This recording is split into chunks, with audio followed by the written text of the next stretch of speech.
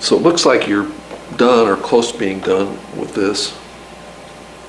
We have, similar to what we were doing yesterday, we have this graph, and we're told that this is a graph of the derivative, and you can see that in two different places. You see f prime of x here, and you see it labeled as derivative here.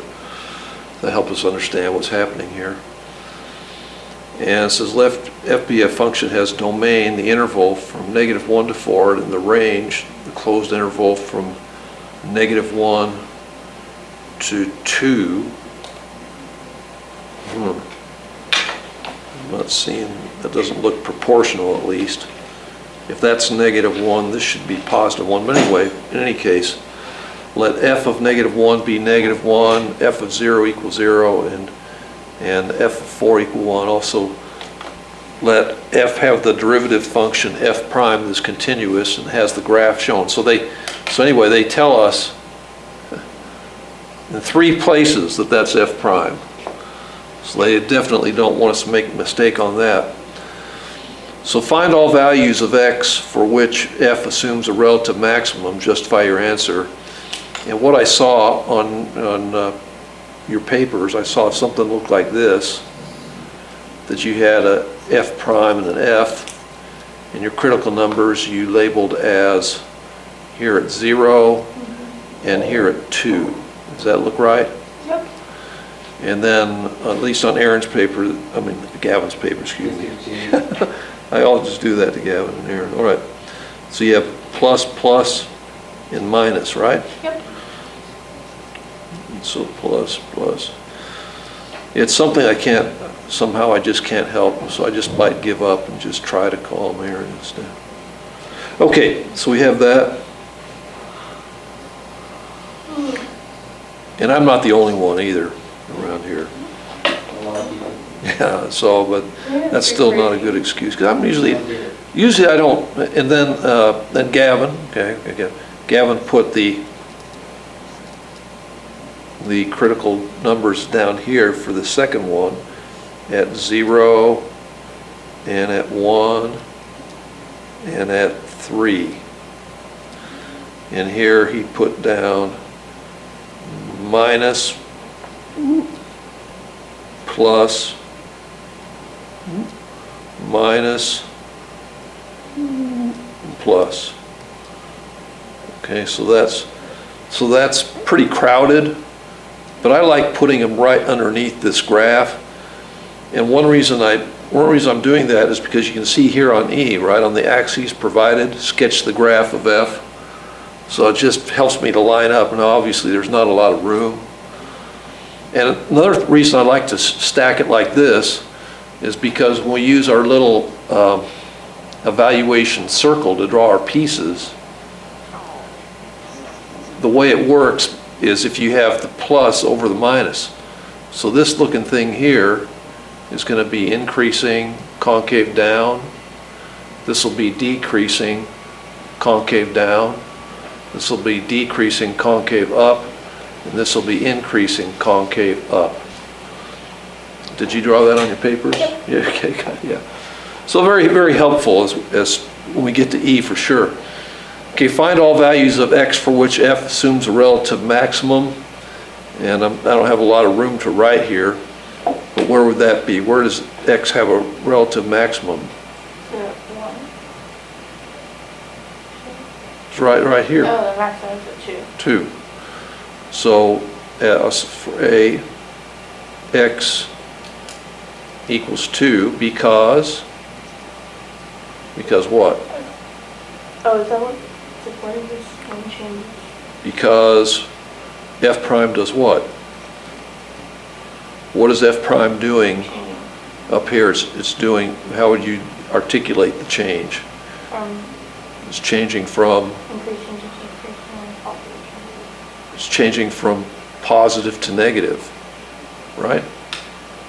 Changes from positive. So you look at the f prime, because your justification comes from the graph.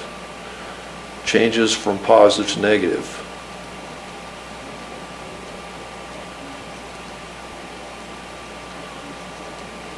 Positive to negative. Okay, B, find all values of x for which f assumes its absolute minimum, justify your answer. Where's the thing gonna obtain its absolute minimum?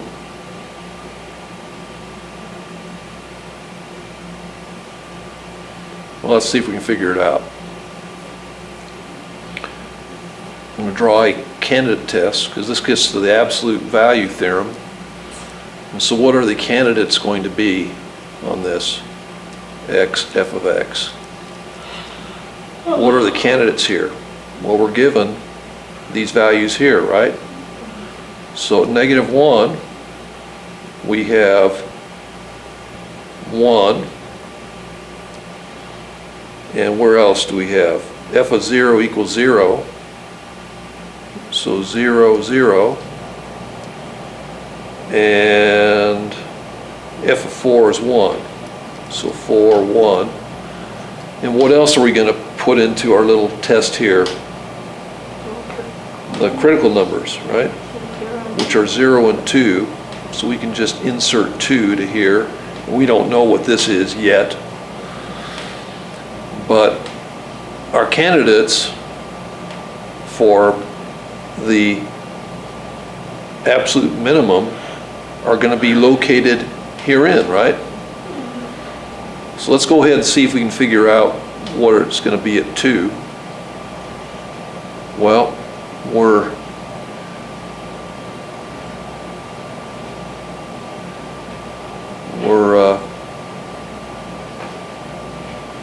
decreasing from here to here, right? Oops. No, increasing. Something doesn't look right. Oh, okay, that's right. F of -1 equals -1. Something wasn't right. Okay, that's it. So we're increasing all the way to here. And then we're increasing all the way to 2. And then after 2, so we know this is going to be what? It's going to be some higher number. And then we're decreasing all the way to this. So what's going to be our absolute, where do we have our absolute minimum?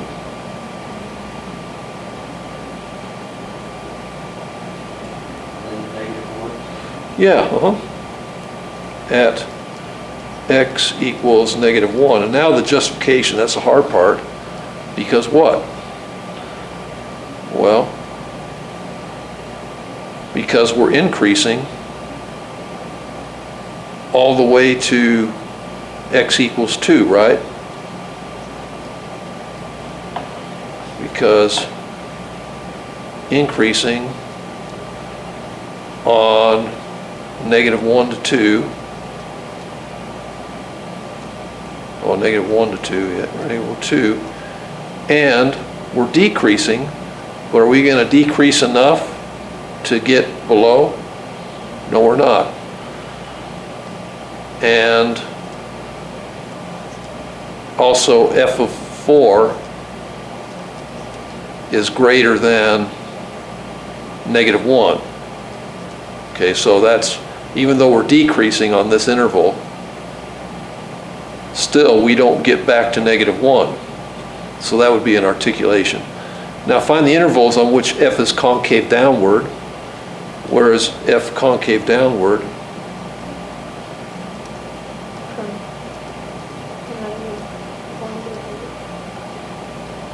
Down. My pen is a little glitchy. On, you said -1 to 3? Or -1 to 0, okay. -1, 0. Union 1 to 3, okay. Union 1 to 3. And what is our justification? Because what?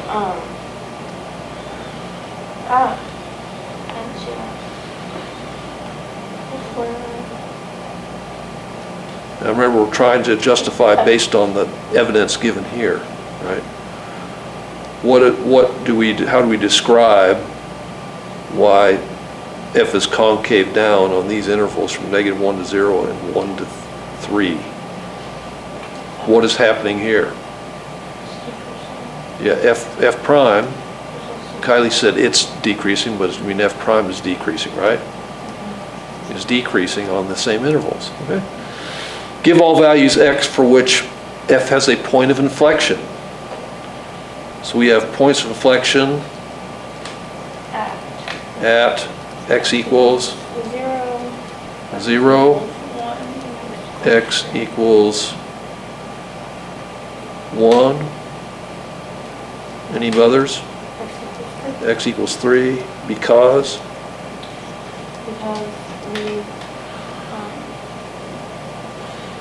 it changes from negative to positive, positive to negative. yeah, and that you see, and Hiley said positive, negative, negative, positive. That's right.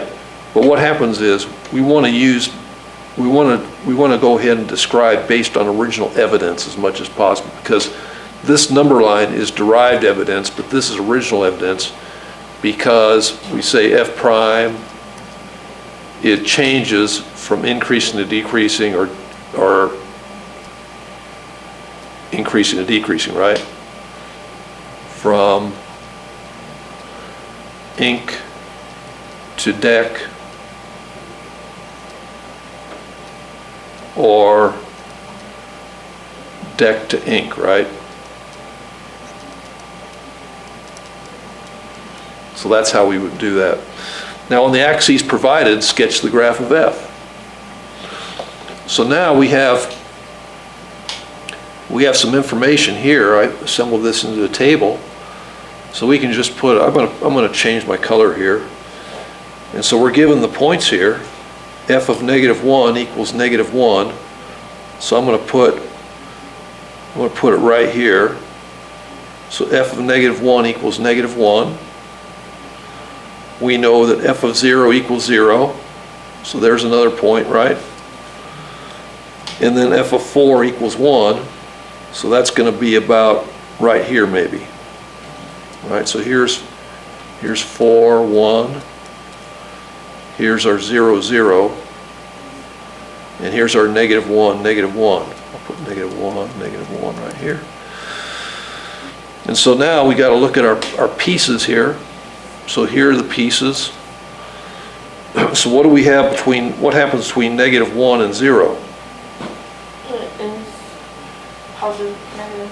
Positive over negative. So what does that look like? This piece here, right? So we're going to have this looking thing here like this. Does that look right? Mm-hmm. Okay, what's the next piece? Positive. Positive over positive up till 1, right? Mm-hmm. And positive over positive looks like this thing here. Yep. And we don't know what f of 1 is, right? We don't know what it is. So we're just going to have to go someplace like this. Do we know it's there exactly? No. But conceptually, that's right. Okay, what happens between 1 and 2? It's a positive over negative. Positive or negative, so we're going to have this looking thing here to 2, which is like this, right? Okay, and then what's happening at 2? From 2 to 3? Negative, negative. Negative, negative, so it's going to be this thing here from 2 to 3, so it's going to be like this. Something like this. And then what's happened from 3 to 4? Negative, positive. Negative, positive looks like this. Negative, positive will look like this. But you see we're out of kilt, we're not up to here. So what does that tell us? It tells us we have to redraw to match. So we don't know exactly what that is, but if we make a point up here, we might be able to fix it, right? So let's see if that will help us.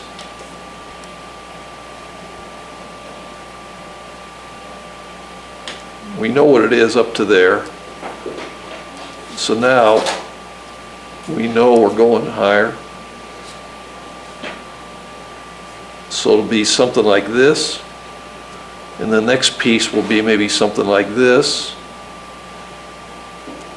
And then from 2 to 3, we have negative, negative, we have this. So we have this thing looking here like this, from 2 to 3. And what do we have from 3 to 4? Negative, positive. Negative, positive, like this. So negative, positive looks something like this. So it should look something like that. Is that what you got? Kind of, I just didn't impact like, Yeah. okay, got it, I just didn't impact outlet. But you see what happened? I found, we did the thing and I found this thing way down here. I said, no, we have to adjust this over here. And so, really, that's that. What I want to do is go on to the next section, which is a short quiz over things. I want you to work on these problems here, and we'll go through these at the end of class today. How's that? Next 5 there.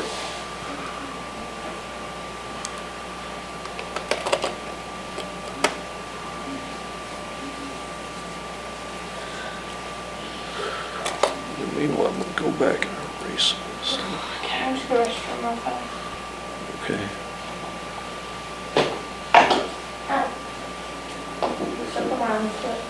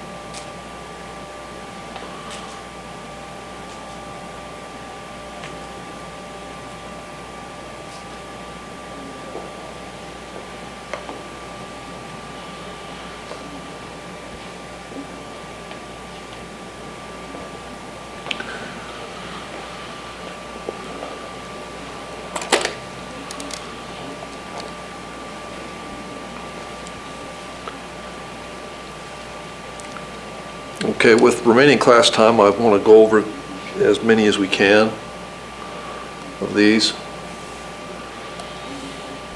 Now, what do you think about this first problem?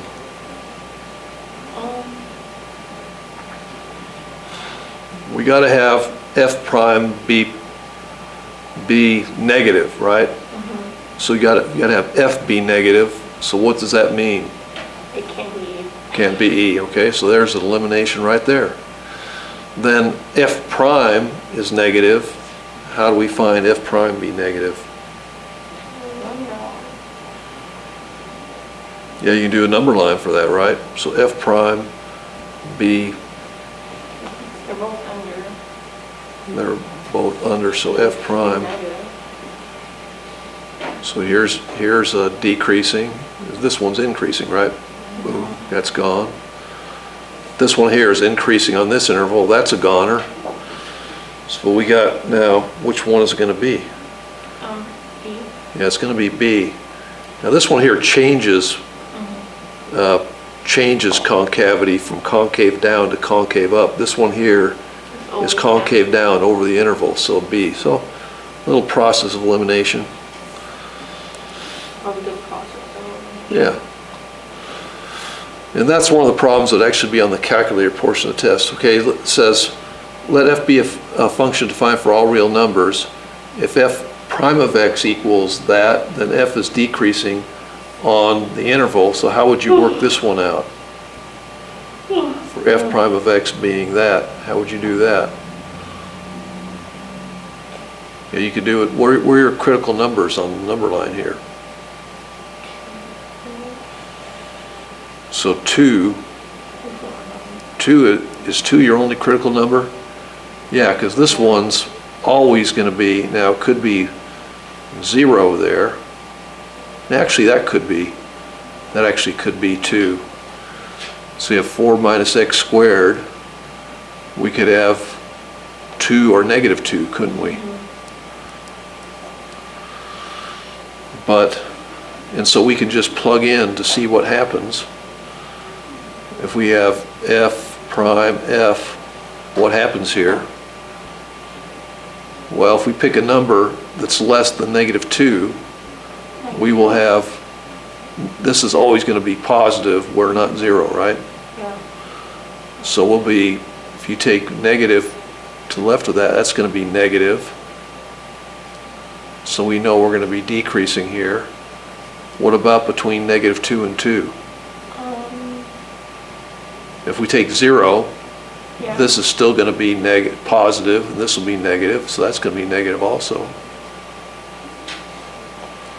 What happens at 2? We have positive over positive.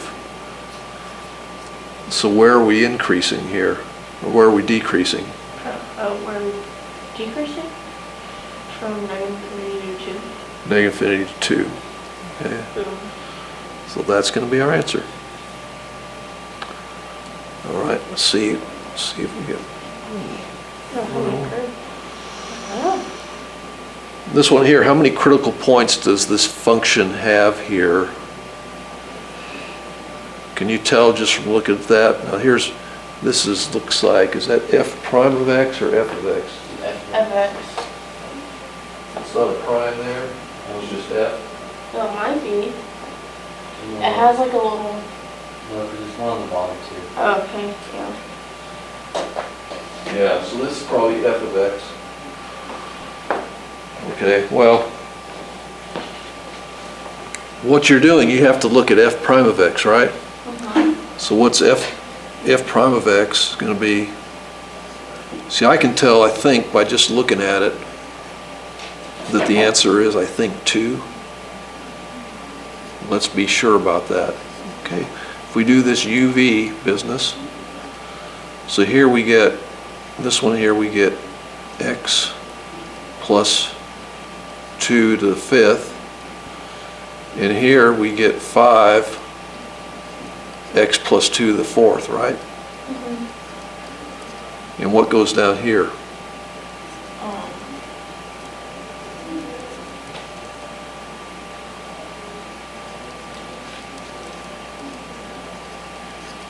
To the 3rd. So if we can multiply these together, so f prime of x is going to be the product of that. So we get 4 x minus 3 to the third times x plus 2 to the fifth plus the product of this, 5 times x minus 3 to the fourth times x plus 2 to the fourth. And what this does, and then you can combine like terms, but you're still going to end up with your critical numbers being x equals 3, x equals negative 2 is what you're going to have as your critical numbers. And could there possibly be more out of this? Probably not. So based on that, that would be 2. I'm interested in what that looks like. You have quantity x plus 2 to the fifth times quantity x minus 3 to the fourth.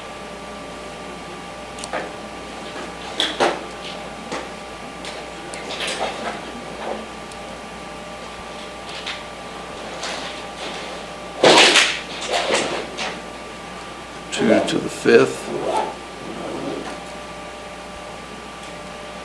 and it's going to be x, is it x minus 3 to the fourth? Yes. Fourth, see what that looks like.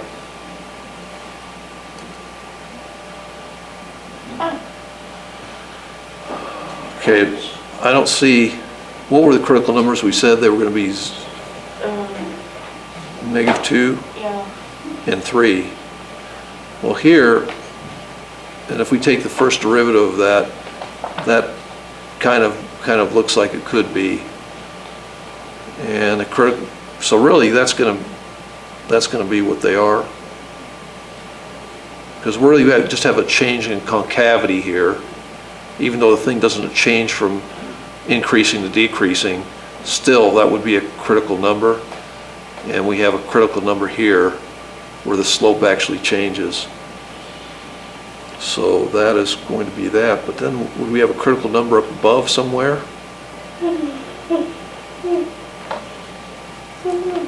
Yeah, we'd have a critical number up above there somehow if that's F. So I missed it, probably 3.